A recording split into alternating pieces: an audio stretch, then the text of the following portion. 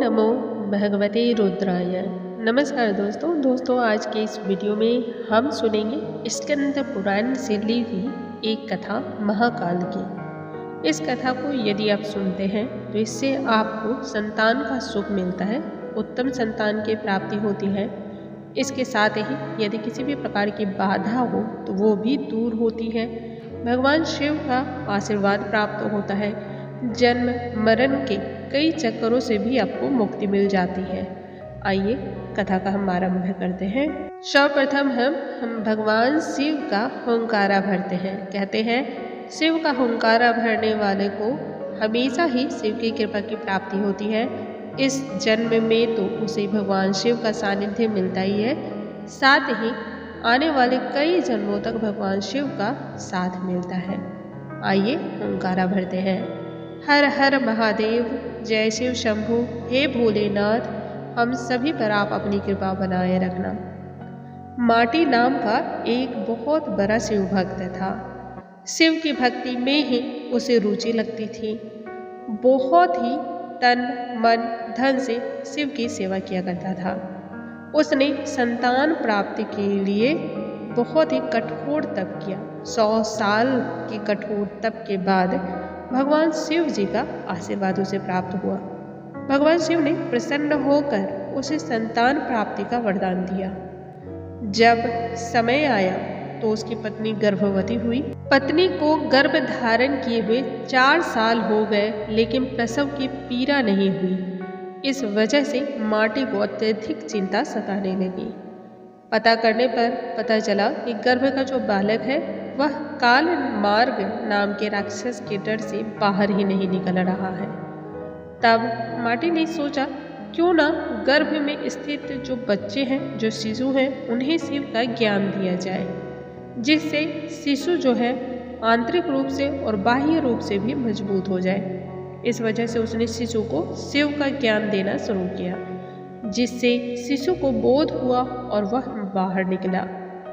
माटी ने काल मार्ग के डरने के कारण ही अपने पुत्र का नाम काल भीति रखा। काल भीति जन्म से ही परम शिव भक्त था। शिव भक्ति में अन्य नहीं उसकी रुचि थी।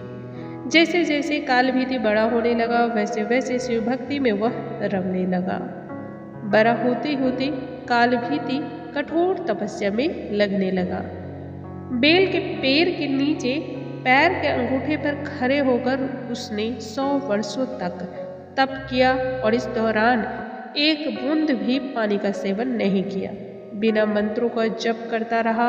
जब काल भीति को तप करते हुए 100 वर्ष बीत गए, तब एक दिन एक आदमी जल से भरा हुआ घड़ा लेकर आ खड़ा हुआ और उसने काल भीति को नमस्कार किया। नमस्कार करने के बाद उसने कहा कि जल का ग्रहण कीजिए। इस पर काल भीति बोले, आप किस वर्ण के हैं, आपका आचार व्यवहार कैसा है, यह सब जाने बिना मैं जल को नहीं ग्रहण कर सकता। तब पानी लाने वाला वह व्यक्ति बोला, मैं जब अपने माता पिता को नहीं जानता तो अपने वर्ण का मैं किस प्रकार से आपसे कहूँ। आचार विचार और धर्मों से तो मेरा कोई वास्ता ही नहीं है। मुझे स्वयं के बारे में किसी भी चीज़ का अता पता नहीं है। तब कालभीति ने कहा, मेरे गुरु ने आज्ञा दी है और गुरु की आज्ञा के अनुसार जिसके कुल का ज्ञान न हो उसका अन्न और जल ग्रहण करने वाला तत्काल ही किसी न किसी कष्ट में पड़ जाता है, कोई बहुत बड़ी संकट आ पड़ती है। इसलिए मैं जल नहीं ग्रहण कर सकता। इस पर वह अतिथि बोला, तुम्हारी बात पर मुझे बहुत तेज हंसी आती है। जब सब में भगवान शंकर ही निवास करते हैं तो किसी को बुरा नहीं कहना चाहिए, क्योंकि इससे भगवान शिव की ही निंदा होती है। यह जल अपवित्र कैसे हुआ? घड़ा तो मिट्टी का बना हुआ है और आग में तप कर पका हुआ है, फिर जल से भर दिया गया है। मेरे छूने मात्र से ही अशुद्धि आ गई, तो अगर मैं अशुद्ध होकर इसी धरती पर हूँ तो आप यहाँ क्यों रहते हैं? आकाश में क्यों नहीं रहते? इस पर कालभीति ने कहा, सभी में शिव है, सभी कुछ में शिव का वास है। ऐसा मानने वाले जितने भी नास्तिक लोग हैं वह भोजन को छोड़कर मिट्टी ही फिर क्यों नहीं खाते हैं, राख और धूल क्यों नहीं फांकते। मैं यह नहीं कह रहा कि सब में शिव नहीं है, भगवान शिव तो सब में विराजमान है, रग रग में शिव का ही वास है। मेरी बात ध्यान से सुनिए। सोने के गहने बहुत तरह के बनते हैं, कुछ शुद्ध सोने के होते हैं तो कुछ में मिलावट ज़्यादा होती है, कुछ खड़े होते हैं कुछ खोटे, लेकिन आभूषणों में सोना तो है ही है। इस प्रकार ऊंच नीच शुद्ध अशुद्ध सब में भगवान सदा से विराजमान है। जैसे खोटा सोना खरे सोने के साथ मिला दिया जाए तो एक हो जाता है, इसी तरह इस शरीर को भी व्रत तपस्या सदाचार आचार व्यवहार शुद्ध करके संशोधन करके शुद्ध बना लेने पर मनुष्य निश्चित ही खरा सोना होकर स्वर्गलोक में जाता है। तो शरीर को खोटा और पवित्र चीज़ों से बिगाड़ना बिल्कुल ही सही नहीं है। जो व्रत उपवास करके शुद्ध हो गया वह भी यदि इस तरह शुद्ध होने लगे तो थोड़े दिनों में ही पतित हो जाएगा। इसलिए आपका दिया हुआ पानी मैं कभी नहीं पीऊँगा। कालबीती के ऐसा कहने पर वह अतिथि हंसने लगा। उसने दाहिने अंगूठे से जमीन कुरेद कर एक बहुत बड़ा गड्ढा तैयार किया, फिर उसी में वह सारा जल उझल दिया गया। गड्ढा भर गया, पानी बचा रह गया। फिर उसने अपने पैर से ही कुरेद कर एक तालाब का निर्माण किया और बचे हुए जल से उस तालाब को भी भर दिया। यह अद्भुत दृश्य देखकर कालभूति जरा भी नहीं चौंका। अतिथि बोला, हे ब्राह्मण देव, आप हैं तो मूर्ख, परंतु बातें पंडितों जैसी करते हैं। लगता है आपने विद्वानों की बात नहीं सुनी। कुआं दूसरे का, घड़ा दूसरे का और रस्सी दूसरे की है। एक पानी पिलाता है और एक पीता है। सब समान फल के भागी होते हैं। ऐसा ही मेरा भी जल है। तुम धर्म के ज्ञाता हो, फिर इसे क्यों नहीं पियोगे। तब कालबीती ने सोचा, यदि एक कार्य में अनेक सहायक हों तो काम करने वाले को मिलने वाला फल बंटकर समान हो जाता है। बात तो सही है।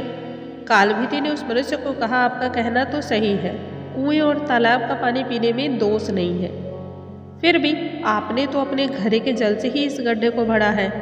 यह बात सामने देखकर मैं इसे हरगिज नहीं पी सकता। तब कालबीती के हट पर वह व्यक्ति हंसता हुआ अंतर्ध्यान हो गया। अब कालबीती को खूब आश्चर्य हुआ। सोचने लगा, यह क्या किस्सा है। इतने में ही उस बेल के पेड़ के नीचे धरती फाड़ कर एक चमचमाता हुआ शिवलिंग प्रकट हो गया।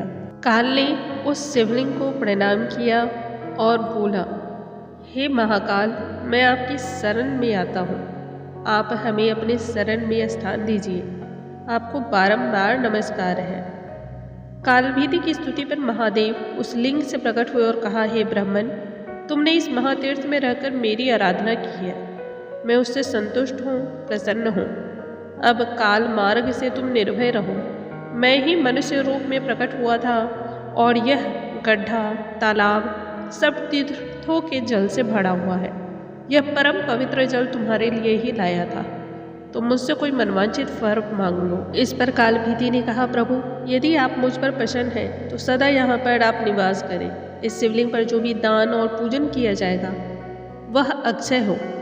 आपने काल से मुझे मुक्ति दिलाई है, इसलिए यह शिवलिंग महाकाल के नाम से प्रसिद्ध हो। इस पर भगवान शिव ने कहा, जो कोई अक्षय तृतीया, शिवरात्रि, श्रावण मास, चतुर्दशी, अष्टमी, सोमवार तथा कोई भी विशेष पर्व त्योहार के दिन इस सरोवर में स्नान करके इस शिवलिंग की पूजा करेगा, उसे शिव भक्ति की प्राप्ति होगी। यहाँ किया हुआ जप तप सभी अक्षय होगा। तुम नंदी के साथ मेरे दूसरे द्वारपाल बनोगे। काल पर विजय पाने से तुम महाकाल के नाम से प्रसिद्ध होगे। शीघ्र ही राजर्षि कर्मधम यहाँ आएंगे। उन्हें धर्म का उपदेश करके तुम मेरे लोक में चले आओ। यह कहकर भगवान रुद्र उस लिंग में लीन हो गए। स्कंद पुराण की इस कथा के श्रवण पठन और मनन करने से महाकाल अत्यंत प्रसन्न होते हैं। भगवान शिव बहुत ही जल्द वैसे व्यक्ति से प्रसन्न होते हैं जो निश्चल भाव से इस कथा का श्रवण करता है अथवा पठन करता है और इसे दूसरों को भी सुनाता है। बोलो भगवान शिव की जय। भगवान भोलेनाथ की जय। हर हर महादेव।